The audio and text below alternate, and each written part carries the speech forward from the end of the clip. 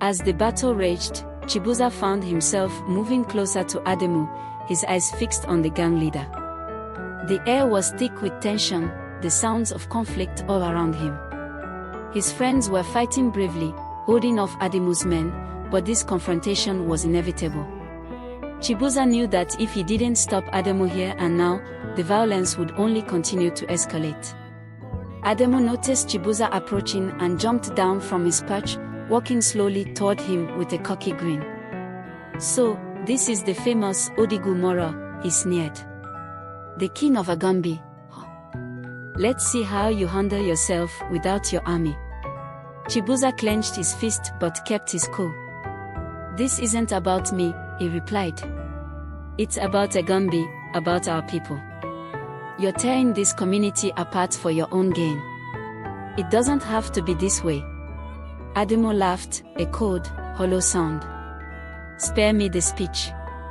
The streets belong to the strongest, and right now, that's me."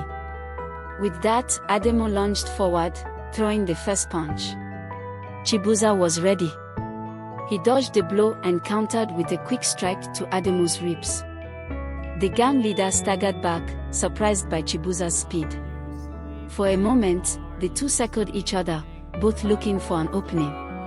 It was clear that this fight wasn't just physical, it was a battle of wills, a clash of ideologies.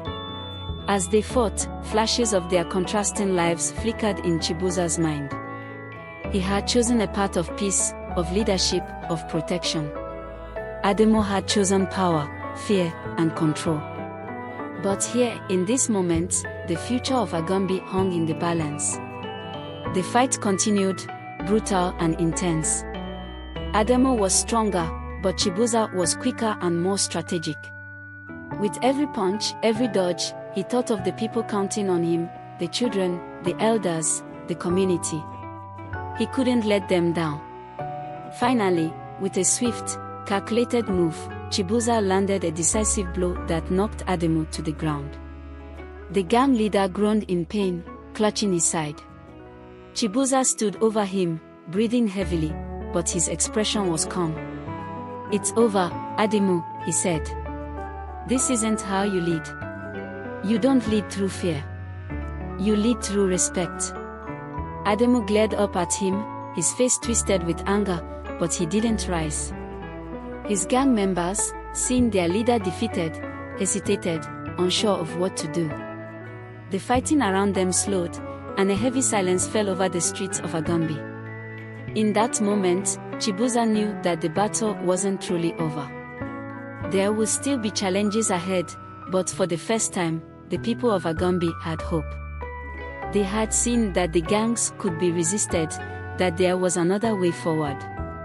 And they had Chibuza, ODOGWU Moro, to thank for it. The aftermath of the battle brought a fragile sense of peace to AGUNBE.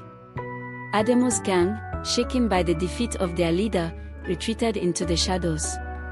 Chibuza and the keepers stood victorious, but they knew this was only the beginning. The fight for the soul of AGUNBE was far from over, and though they had won this battle, there were still many more struggles to come.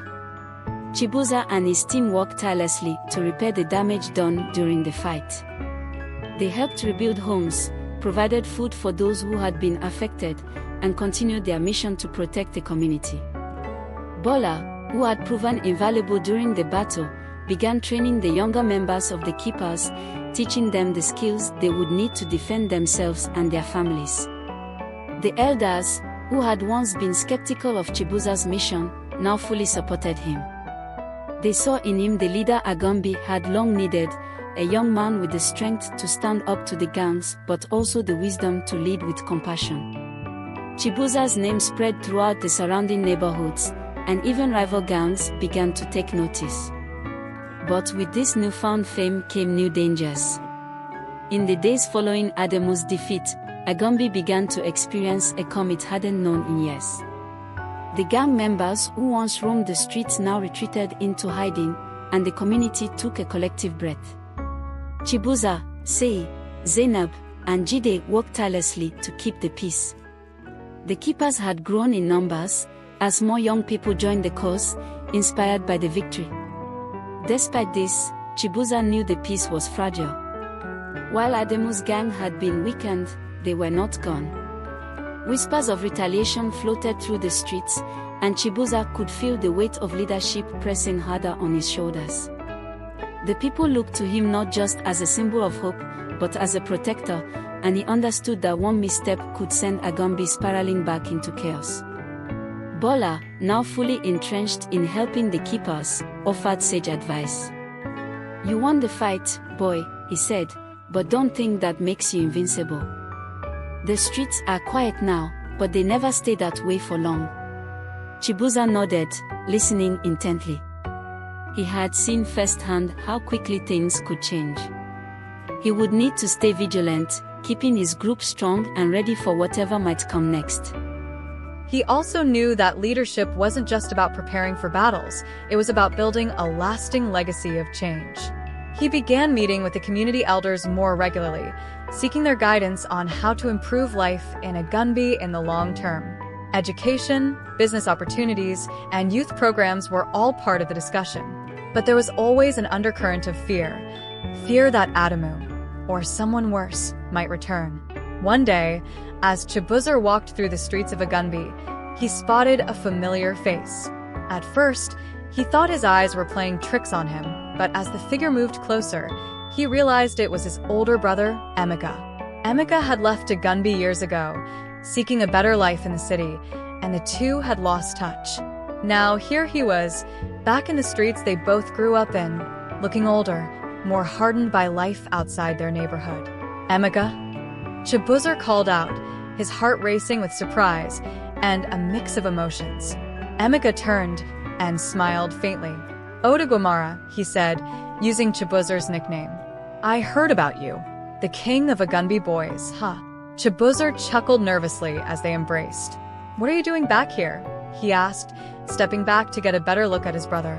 Emeka's smile faded. "Things didn't exactly work out in the city," he admitted. "I thought I'd come back. Maybe start over. I've heard about what you're doing here, how you're trying to clean up the streets. I'm proud of you, little brother." For a moment, Chibuza felt a swell of pride at his brother's words, but it was quickly replaced by caution. He hadn't expected Emeka to return, and while he was glad to see him, he couldn't shake the feeling that something wasn't right. "What really happened out there?" Chibuza asked, his tone more serious now. Emeka hesitated before responding. "Let's just say I got mixed up with the wrong people. Things got dangerous, so I came back to lie low for a while." Chibuza's suspicions greu. The last thing AGUNBE needed was more trouble, and if Emeka was being followed by enemies from the city, it could put everything Chibuza had built at risk. Still, this was his brother, and he couldn't turn his back on him. He offered Emeka a place to stay and promised to help him get back on his feet. But in the back of his mind, Chibuza couldn't shake the fear that his brother's return might complicate things in ways he couldn't yet foresee. As Chibuza's responsibilities in AGUNBE grew, so did his relationship with Chioma. She had been his steady source of strength throughout the challenges, offering quiet support and wisdom beyond her years. Their bond had deepened over time, and Chioma had become someone Chibuza could trust with his innermost thoughts and fears.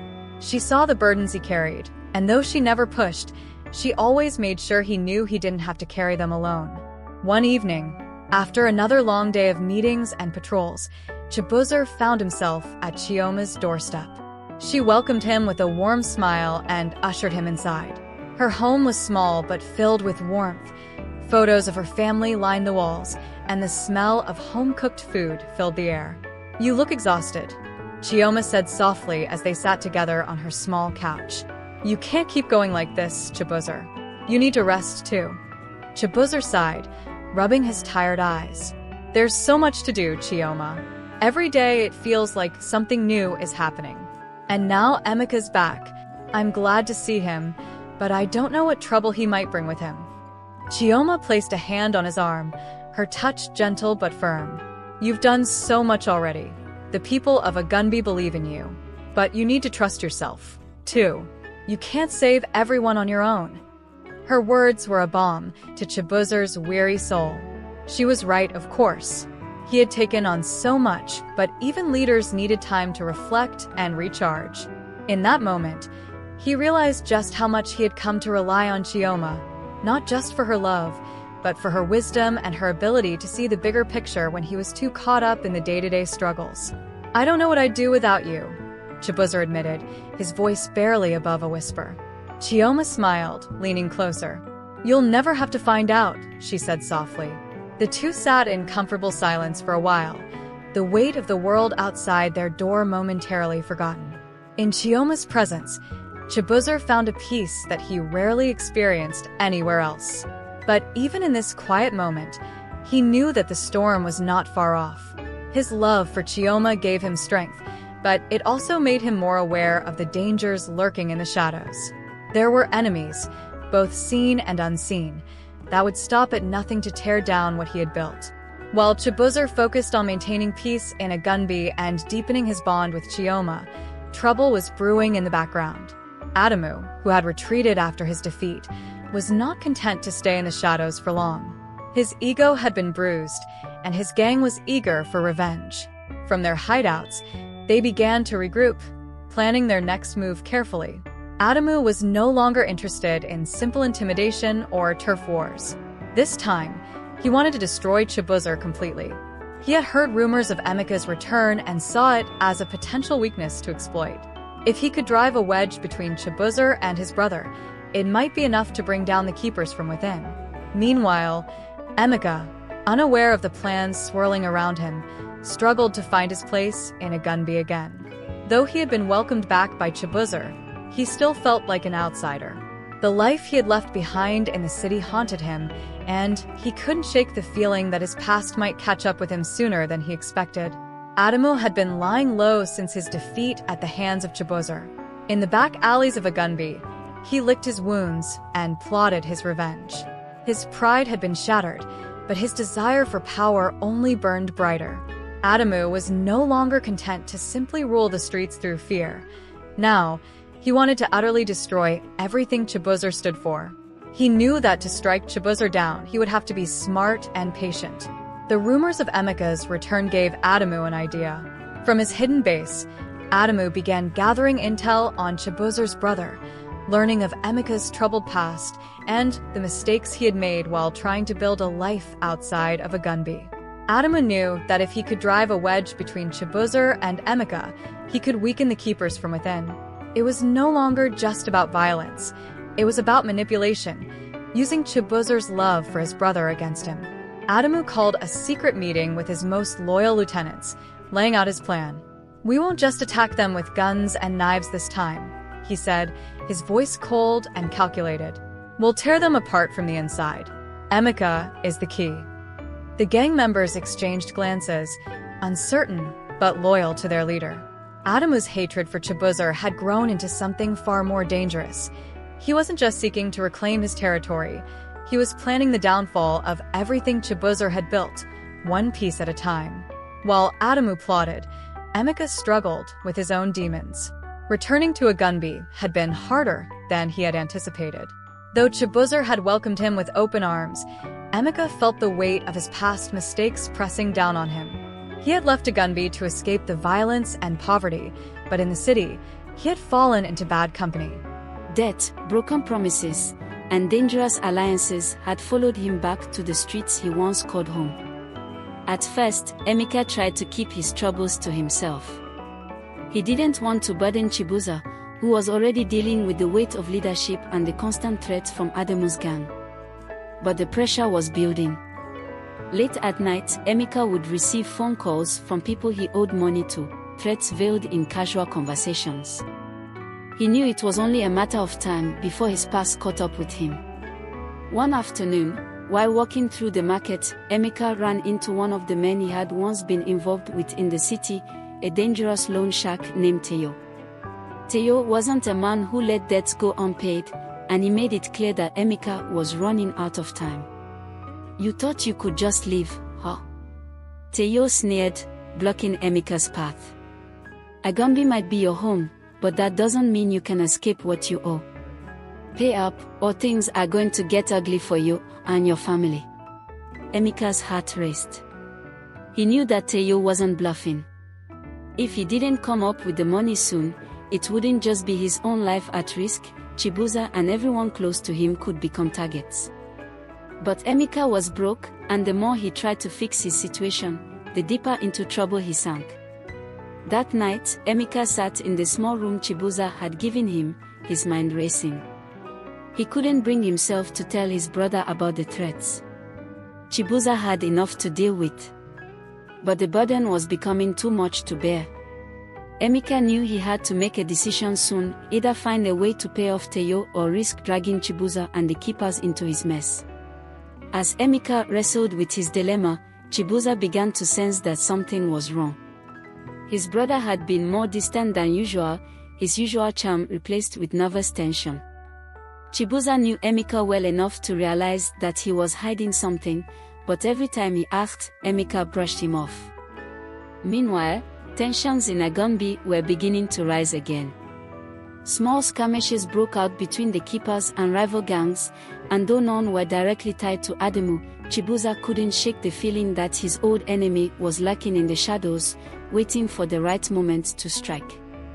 He began increasing the patrols, organizing more community meetings, and reminding his group to stay vigilant.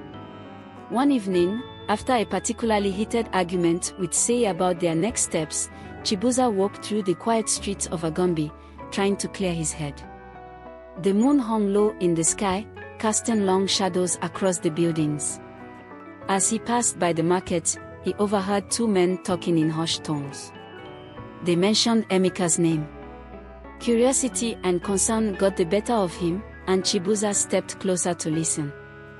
The men were discussing a debt, Emeka's debt, and how someone named Teyo was planning to settle things soon. Chibuza's blood ran cold. His brother was in trouble, and worse, it seemed like that trouble was coming straight for AGUNBE. The realization hit him like a wave. Emeka hadn't told him the full truth, and now their enemies might use that vulnerability to strike at the keepers. Chibuza's mind raced. If Teyo and his people were coming for Emeka, it wouldn't be long before AGUNBE caught wind of the situation, using it as an opportunity to weaken Chibuza's hold on the community. Chibuza hurried back to the keepers' headquarters, his mind buzzing with strategies and concerns. He knew he had to confront Emeka, but more than that, he had to prepare AGUNBE for whatever was coming. The storm was gathering, and this time, it wasn't just about protecting the streets, it was about protecting his family. Later that night, Chibuza sat across from Emeka, the air between them heavy with unspoken words. He had debated confronting his brother sooner, but now, with the information he had overheard, there was no more time for hesitation. Emeka, Chibuza began slowly, I need you to tell me the truth. What's going on with you? Emeka, visibly uncomfortable, shifted in his seat.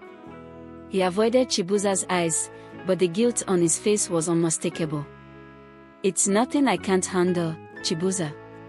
I've just got a few things to sort out, that's all. Chibuza shook his head, his patience fraying. No, it's not just a few things. I overheard some men talking at the market. They mentioned your debt, Emeka. They said someone named Teyo is coming for you. At the mention of Teyo's name, Emeka stiffened. His face, usually so confident, now showed fear. I didn't want to get you involved, he muttered. I messed up in the city.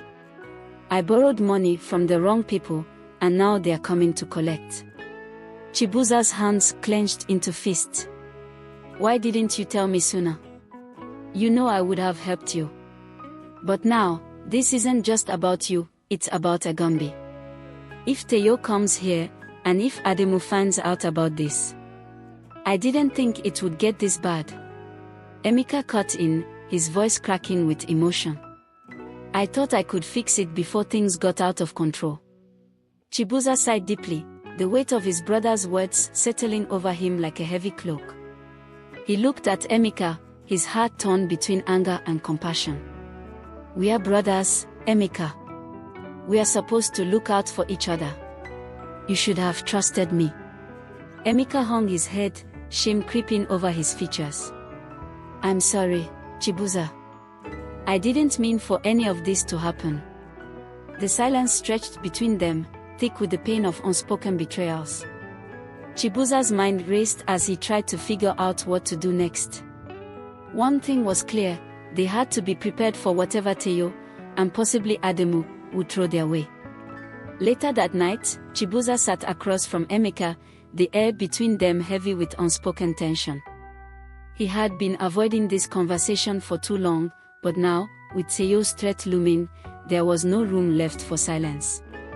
Emeka, Chibuza began, his voice low but firm, I need you to be honest with me. What exactly did you get yourself into? Emeka shifted uncomfortably in his seat, refusing to meet his brother's eyes. The once confident swagger that Chibuza had admired growing up was gone, replaced by a nervous energy that unsettled him. It's nothing I can't handle, Emeka muttered, his hands fidgeting. Nothing you can handle. Chibuza snapped, unable to keep the frustration from his voice. You owe money to a man like Teo. That's not something you can just handle, Emeka. You've put us all in danger, me, the keepers, and the whole community. Emeka's eyes flashed with guilt and anger, as though Chibuza's words had struck a nerve. I didn't ask you to fix this, Chibuza. I didn't want to drag you into my mess. But it's true, Chibuza admitted, leaning forward. Teo is coming for him, and I don't know what to do. Bola nodded slowly, his eyes narrowing. Teo is a dangerous man. He won't stop until he gets what he's owed. But that's not the only problem you have, Chibuza. Ademu's been moving quietly. Word is, he's been watching you, waiting for the right time to strike. Chibuza felt a chill run down his spine. He had suspected Ademu was still lurking in the shadows, but hearing it from Bola confirmed his worst fears. So he's planning something. Bola nodded again. It won't be long before he makes his move. He's waiting for a moment of weakness. With your brother's situation, he might see his chance. Chibuza clenched his fist. The weight of everything was beginning to feel unbearable, the constant pressure of leading the keepers, the looming threat of Ademu, and now the personal crisis with Emeka. He couldn't afford to let his emotions get the best of him, but the stress was taking its toll. You need to be smart, boy, Bola said, his voice gentle but firm. Teo is coming for your brother, and Ademu will use any weakness to take you down. But you're not alone in this. You've built something strong here, and people believe in you. Don't let your brother's mistakes destroy everything you've worked for. Chibuza nodded, feeling a surge of determination. Bola was right. He couldn't let the weight of these threats crush him. He had to stand strong, not just for Emeka, but for AGUNBE and the people who had come to rely on him. But as he left Bola's workshop, a dark thought lingered in his mind. How long could he hold it all together before everything fell apart? As the days passed, the tension in AGUNBE grew thicker, like the air before a storm. Chibuza intensified his patrols with the keepers, keeping a close eye on the streets while also trying to figure out a way to deal with Teo. But despite his best efforts, the inevitable confrontation arrived sooner than expected. One evening, while the keepers were on a routine patrol, a commotion broke out near the old marketplace. Chibuza was in the middle of organizing his team when one of the younger members, Bod, came running toward him, breathless and wide-eyed. ODOGWU Mora. Bod gasped. It's Emeka. They've got him. Chibuza's heart dropped. He didn't need to ask who they were. It had to be Teo's men. Without wasting a second, Chibuza sprinted through the narrow streets, his feet pounding against the pavement as he rushed toward the marketplace. His mind raced, a mixture of fear and fury bubbling inside him. He had warned Emeka to stay low, but his brother had clearly been caught in Teo's trap. When Chibuza arrived at the marketplace, the scene was chaos. A group of thugs surrounded Emeka, who was on his knees, blood dripping from a cut above his eye. Teo stood in the center, looking smug and relaxed, as though he had all the time in the world. His men held the keepers back, their weapons drawn, making it clear that any wrong move would lead to bloodshed. Well, Teo said, his voice smooth and mocking. Look who's come to save the day. The great Chibuza, king of AGUNBE boys. Chibuza stepped forward, his eyes locked on Teo. Let him go, Teo. This doesn't have to end badly. Teo chuckled, shaking his head. Oh, but it does, Chibuza. Your brother owes me, and I intend to collect. Unless you're willing to pay his debt. Chibuza's jaw tightened. He knew that paying Teo off would only encourage more trouble in the future, but right now, Emika's life hung in the balance. How much? Teo smiled wider. More than you can afford, I'm sure. But maybe we can work something out. You see, I don't just want money, Chibuza. I want power. I want control of these streets, and you're standing in my way. Chibuza's fist clenched, but he kept his voice steady. If you think I'm going to hand AGUNBE over to you, you're mistaken. Teo's smile faded, his expression hardening. Then your brother pays the price. Before Chibuza could react, Teo's men dragged Emika to his feet, and one of them raised a fist, ready to strike. But just as the blow was about to land, a voice rang out from the crowd. Enough.